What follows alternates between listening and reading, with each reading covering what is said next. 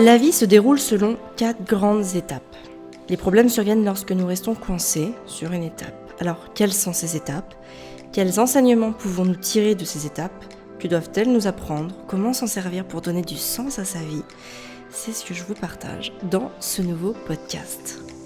Bonjour, je suis Amélie et bienvenue sur le podcast qui vous permet de profiter d'un quotidien serein et épanouissant en famille, sans s'épuiser ni s'effondrer.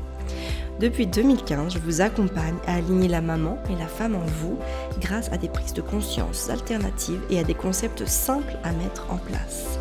Si vous appréciez ce podcast, la meilleure façon de le soutenir est de lui mettre une note de 5 étoiles sur la plateforme de podcast que vous utilisez. Et je sais à quel point c'est galère, mais c'est vraiment super important pour moi parce que ça donne plus de visibilité à ce podcast. Alors sans transition, on va directement plonger dans la première étape, qui est celle de l'esprit absorbant. On est sans aucune autonomie sur nos besoins les plus fondamentaux. Je ne vous apprends rien. À la naissance, nous ne savons ni marcher, ni parler, ni se nourrir, ni s'endormir tout seul, ni se trouver un toit pour se protéger. L'une des seules choses qui nous soit donnée de faire, c'est d'exprimer nos émotions. Mais là encore, la compréhension de ces expressions dépend énormément de la réceptivité de l'adulte qui va prendre soin de nous. Ce qui fait que nous sommes des êtres extrêmement dépendants des adultes qui prennent soin de nous. Alors, pour sortir de cet état de dépendance, notre cerveau est câblé pour absorber absolument tout ce qu'il voit, entend, observe, mais aussi tout ce qu'il interprète. Les enfants apprennent donc à marcher, puis à parler, et puis ensuite ils vont affiner la manière d'exprimer leurs besoins et leurs émotions. Alors cette étape, je le tiens à le préciser, passe par de nombreuses tempêtes émotionnelles, parce que nous n'avons pas toujours, nous en tant qu'adultes, la disponibilité, l'accueil, la patience et la réceptivité dont ils ont besoin. Bref, en tout cas à la fin de l'enfance, ils auront intégré les règles, us et coutumes de la société dans laquelle ils évoluent, pour pouvoir eux-mêmes adopter le comportement qui va leur permettre de s'intégrer à la société. Le but de cette première étape, c'est vraiment de nous apprendre à fonctionner au sein de la société pour que nous puissions être des adultes autonomes et autosuffisants. L'idée est que les adultes qui nous entourent nous aident à atteindre ce point en soutenant notre capacité à prendre des décisions et à agir nous-mêmes. La fameuse autodiscipline. Cette fameuse autodiscipline que je vous invite d'ailleurs, en tout cas que je vous aide à instaurer auprès de vos enfants dans le programme de transformation Maman épanouie. Alors pourquoi cette autodiscipline, elle est importante ? Parce que lorsqu'on punit un enfant pour ce qu'il ne peut pas faire ou ce qu'il ne sait pas encore faire, on va lui envoyer le message qu'il n'est pas capable de le faire. Et au lieu de nourrir l'objectif de le rendre autonome, le risque de le rendre plus dépendant est beaucoup plus grand. Le vrai problème est que l'enfant va grandir avec cette croyance très forte de se dire continuellement « je dois faire des choses qui plaisent aux autres pour ne pas être jugé et pour être accepté ». Alors cette première étape, elle dure jusqu'à peu près la fin de l'adolescence, voire au début de l'âge adulte. Il y aura bien sûr des évolutions qui vont tendre vers l'esprit de raisonnement, notamment entre 6 et 12 ans, puis vers la transformation physique, entre 12 et 18 ans. Mais principalement, dans toute cette étape-là, ce qui est le plus important, c'est l'absorption que l'être humain va faire du milieu dans lequel il évolue. La deuxième étape, c'est la découverte de soi. Alors que durant la première étape, on était gentiment en train d'apprendre à nous intégrer aux gens et à la culture environnante, la deuxième étape, elle, consiste à s'approprier et à défendre sa valeur personnelle. C'est durant cette période qu'on va commencer notamment à prendre des décisions personnelles comme la manière de gagner de l'argent, la manière de nous habiller, la manière de penser, la manière d'agir, la manière de voir les choses, la manière de percevoir le monde dans lequel on vit, toutes ces choses-là. Donc dans cette étape, on va énormément tester et expérimenter les choses pour pouvoir les comprendre et intégrer les processus qui nous mènent à des succès. disons-le aussi très clairement, que dans cette étape, il va aussi y avoir énormément d'erreurs. Ça va passer par l'implication de très nombreuses erreurs, ce qui est normal puisque l'erreur est un processus à part entière d'apprentissage, que sans erreur, l'apprentissage devient impossible. Moi, par exemple, ma deuxième étape, l'entrée dans ma deuxième étape, je la mets entre, on va dire, il y a un gros point à 27 ans, mais évidemment, je me suis pas réveillée le jour de ma 27 ans en me disant, ouais, cool, je suis dans ma deuxième étape. Mais disons que avant cet âge, j'étais toujours dans la première phase, c'est-à-dire celle qui implique qu'on va faire des choses qui plaisent aux autres pour ne pas être jugé et pour être accepté. Donc moi, ça passait par faire des études de commerce qui ne m'enchantaient absolument pas. Puis la validation d'un bon poste en CDI en région parisienne qui ne m'enchantait toujours pas, mais qui permettait à mes parents d'être rassurés pour moi et aussi qui me permettait d'être acceptée socialement. Parce que mes amis faisaient ça. Mes amis faisaient des écoles de commerce et mes amis signaient des postes en CDI. Alors que moi, je ne rêvais que d'être saltimbanque et de me représenter sur scène. Donc, évidemment, à 27 ans, qu'est-ce qui s'est passé? J'en ai eu marre et j'ai tout plaqué pour monter ma boîte et devenir entrepreneuse. Et c'est vraiment à ce moment-là que j'ai commencé à prendre des décisions par et pour moi-même. C'est là que j'ai commencé à affirmer mon esprit d'individualité. Donc la deuxième étape de chacun, elle est différente pour chacun de nous, parce que on est tous différents, qu'on a tous des rythmes différents, et que voilà, moi c'était à 27 ans, mais il y en a d'autres, ça va être dès 20 ans, dès 21 ans, et puis d'autres, ça sera un petit peu plus tard, vers 30, 32 ans, 33 ans, peu importe. Ce qu'il faut comprendre, c'est que la deuxième étape est le processus de découverte de soi. On va y essayer des choses, certaines choses vont aller très bien, certaines choses ne vont pas le faire du tout. Et le but, c'est vraiment de comprendre le mécanisme de fonctionnement de ce qui marche, en tout cas de ce qui a marché, de ce qui a fonctionné, pour pouvoir le répéter, l'enregistrer et le reproduire. Donc la deuxième étape, on peut dire qu'elle dure jusqu'à ce que nous commencions à nous heurter à nos propres limites. Moi, c'est vraiment ce qui est arrivé. À 27 ans, j'en ai eu marre. J'en ai eu marre de faire des trucs qui m'animaient pas. J'en ai eu marre de pas avoir le moral. J'en ai eu marre de vibrer négativement. J'en ai eu marre de plaire aux autres pour ce que je n'étais pas. Et donc, finalement, voilà, j'ai un petit peu dit stop à tout ça. Et j'ai commencé à pouvoir faire les choses par et pour moi-même. Et c'est vraiment à ce moment-là, en fait, qu'on va se confronter à nos limites. C'est-à-dire que vous allez voir qu'il y a des choses qui sont hyper mauvaises pour vous et des choses que vous savez pas faire, dans lesquelles vous vous épanouissez pas, des choses qui ont des répercussions négatives dans votre vie. Et ces choses-là, c'est important de s'en rendre compte et de se dire, ok, il y a un moment, arrêtons de les perdurer, arrêtons de faire continuer la forme de torture dans laquelle on s'est enfermé et de pouvoir passer à autre chose. Ça peut énormément aussi vous aider pour vous dire stop, de trouver votre ikigai. Dans ce cas-là, je vous renvoie vers l'épisode 51 qui est comment trouver son ikigai. Moi, en tout cas, je me suis rendu compte que j'étais pas bonne dans toutes ces choses-là. Et donc, voilà, je me suis dit, qu'est-ce que je veux faire de ma vie? Et l'entrepreneuriat, la liberté, tout ce qui allait derrière, a énormément résonné fort pour moi. Et donc, je me suis lancée là-dedans. Je me suis lancée là-dedans dans une première société qui n'a pas forcément fonctionné. C'était mon premier projet, mais c'est très souvent le cas. On va pas se réveiller un matin avec l'idée du siècle. Souvent, justement, on va mettre en place certaines idées, certains concepts, on va mener des projets pour se rendre compte que peut-être on n'était pas bon là-dedans ou que le projet finalement ne trouvait pas de clientèle ou ne servait pas au monde, il n'y avait pas de besoin par rapport à ça. Peu importe, moi en tout cas je me suis rendu compte que j'étais pas forcément bonne dans ce premier projet entrepreneurial parce que je voyais pas vraiment la valeur ajoutée que je pouvais apporter au monde, quelle était ma contribution au monde en revendant des appareils photo. Donc finalement, j'ai préféré arrêter ça, je me suis heurtée à cette limite-là. Et c'est ça qui est important, c'est que connaître ses limites, ça va nous permettre de passer à autre chose. Alors, connaître ses limites, se heurter en tout cas à ses limites, ne veut absolument pas dire qu'on va ou qu'on doit se juger. Au contraire, et je pense que c'est très très important de mettre l'accent là-dessus et l'importance là-dessus, c'est que nos limites nous permettent précisément de comprendre ce qui a le pouvoir de nous faire grandir. Et à un moment, on doit assimiler le principe inévitable que la vie n'est pas illimitée. Et que si on veut réaliser ses rêves, on doit sérieusement choisir ce que nous avons de mieux à faire et de nous engager pleinement dans ses choix. Donc c'est à ce moment-là que je me suis lancée dans ce deuxième projet entrepreneurial qui est Famille épanouie.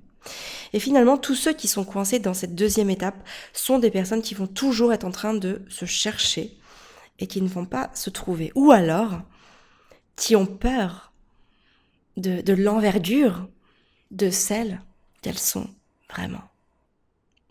La troisième étape, c'est l'engagement. Cette étape, elle est marquée par la reconnaissance de ce qui est important pour nous. C'est à ce moment-là que vous entrez dans la grande consolidation de votre vie. Et d'ailleurs, c'est aussi à ce moment-là que certains amis vont peut-être sortir de votre vie, que vous allez stopper des activités qui sont une perte de temps pour vous, que vous allez aussi oser être celle que vous êtes vraiment. En tout cas, ça, ces trois choses-là ont été des choses qui ont vraiment déterminé l'entrée dans cette troisième grande étape. Alors attention, parce que je précise que tout ça n'est pas radical. Ça s'étale sur plusieurs années. Je me suis pas réveillée un matin en ayant perdu 80% de mes amis, en disant à partir d'aujourd'hui, je m'affirme envers et contre tous, que j'ai stoppé directement illico presto tout ce que je jugeais avilissant ou autre dans ma vie. Non, bien évidemment, ce sont des prises de conscience qui se sont mis en route et pour lesquelles, évidemment, j'ai passé plusieurs mois pour pouvoir les intégrer à mes propres mécanismes de fonctionnement, à mes habitudes et voilà, et à ma vie d'une manière plus générale. Donc, dans cette étape, vous allez améliorer, en tout cas, vous allez vous améliorer dans les aspects où vous êtes vraiment bon. C'est dans cette étape que vous allez vous renforcer, en tout cas renforcer votre génie dans les choses qui vous passionnent. Vous allez en tout cas oser aller à la rencontre des gens qui vous inspirent. Vous allez concrétiser de nombreux projets. Ça peut être avoir des enfants, créer une entreprise, acheter de l'immobilier, écrire un livre, peu importe. C'est une phase qui est vraiment très, très productive. Vous vous créez des actifs. Des actifs, ce sont des ressources qui génèrent un avantage économique actuel et ou futur. Vous créez ces actifs pour vous, bien sûr, pour en profiter à l'instant T, mais aussi, et j'ai peut-être même envie de rajouter surtout, dans l'idée de la prochaine étape. En tout cas, pour nombre d'êtres humains, cette étape se termine avec l'arrivée de la retraite, en général.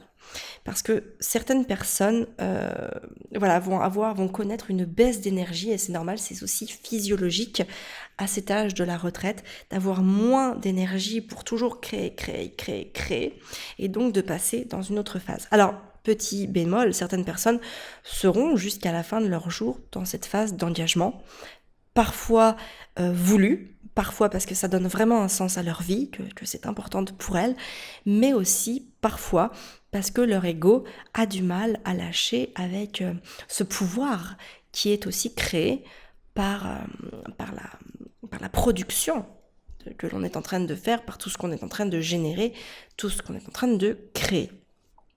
La quatrième étape, c'est l'héritage. Après avoir fondé une famille, créé son propre bonheur, travailler, bâtir un endroit où se réunir génération après génération, s'être accompli, avoir donné et reçu, et là vient un moment où l'énergie va commencer à baisser. Et c'est normal, c'est physiologique comme je l'ai dit tout à l'heure. Cette étape, c'est pas du tout justement celle de créer l'héritage. Donc vous aurez bien compris que l'héritage se crée à l'étape précédente. Non, cette étape, elle est importante parce que c'est celle qui va nous permettre de s'assurer que cet héritage dure au-delà de notre mort. Alors cela peut passer par de nombreux aspects familiaux, s'assurer que nos besoins auront bien le fruit de notre travail, s'assurer qu'ils vont rester soudés et unis, même lorsque nous ne serons plus là, s'assurer aussi parfois qu'ils continueront de développer ou de perpétuer ce que nous avons créé. Et puis ça peut prendre aussi d'autres mesures, s'assurer que le mouvement que l'on a créé va continuer sans nous, que l'engagement politique, associatif ou ce que l'on veut continuera sans nous, que l'entreprise qu'on a créée sera reprise et continuera à changer des vies, etc., etc. Peu importe, ça peut être tout un tas de choses, bien évidemment. Cette 4e étape, elle est psychologiquement importante parce qu'elle rend la réalité de sa propre mortalité plus supportable. En tant qu'humain, on a un besoin profond de sentir que nos vies signifient quelque chose. On aime l'idée de laisser une trace. D'ailleurs, nombreux sont ceux qui écrivent un livre dans ce sens. Vous savez, les paroles s'envolent, les écrits restent. En tout cas, ce sens que nous recherchons constamment va vraiment nous protéger de tout ce qui nous échappe et aussi il va nous permettre de nous apaiser quant à l'idée de notre propre mort. Perdre ce sens, ou en tout cas le voir s'évanouir ou se sentir lentement comme si le monde vous avait laissé derrière lui, c'est regarder aussi cet oubli en face et le laisser vous consumer volontairement. Donc c'est pour ça qu'on se raccroche toujours à ce sens, pour ne pas se voir s'évanouir. C'est étrange comme l'idée de notre passage sur Terre est éphémère et à quel point on a envie de laisser une trace. C'est aussi pour ça qu'on fait des enfants, pour pouvoir perpétuer un certain héritage. Et donc, on ne veut pas se laisser aller sans avoir laissé tout ça. Alors pourquoi je trouvais important de vous parler de ça ? Pourquoi je trouvais important de vous parler de ces 4 étapes de la vie ? Parce que ces étapes, peut-être que nous avons déjà passé, d'autres qui ne sont pas encore passées. En tout cas, celles que nous avons passées, eh bien, elles ne sont jamais définitivement passées. L'étape dans laquelle on est actuellement n'annule pas la précédente.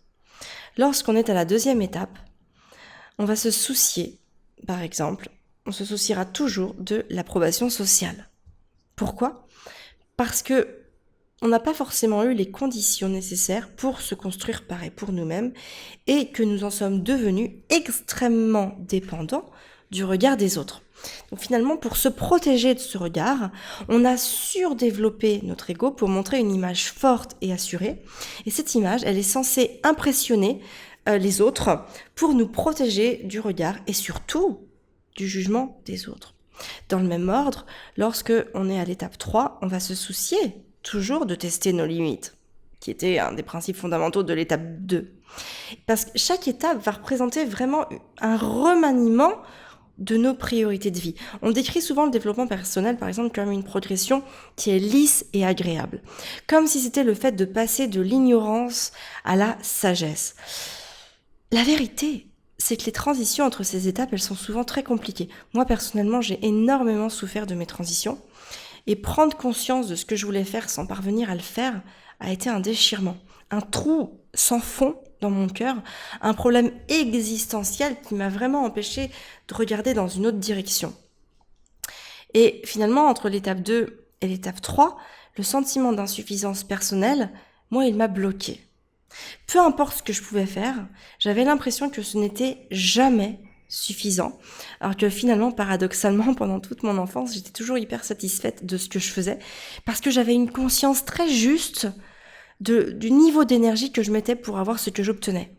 Ma mère, elle voulait toujours que je sois la première de la classe, alors que moi, j'évoluais tranquillement dans le peloton, et finalement, moi, j'avais une toute autre ambition.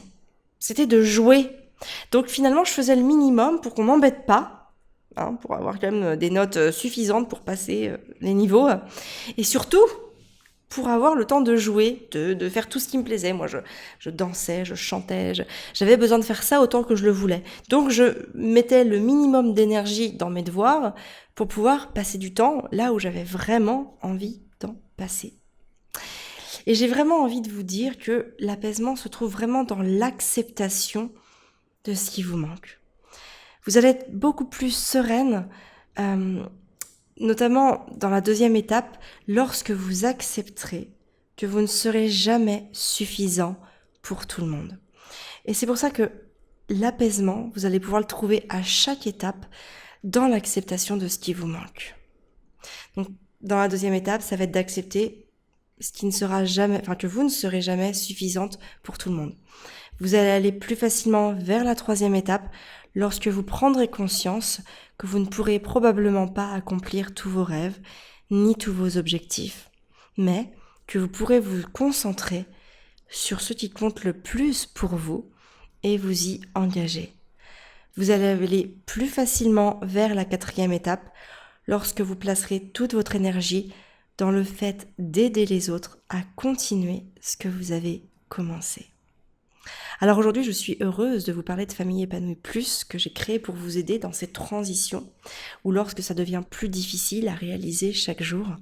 Parce que Famille Épanouie Plus va vous permettre de trouver les meilleures ressources pour vivre une vie de famille épanouie.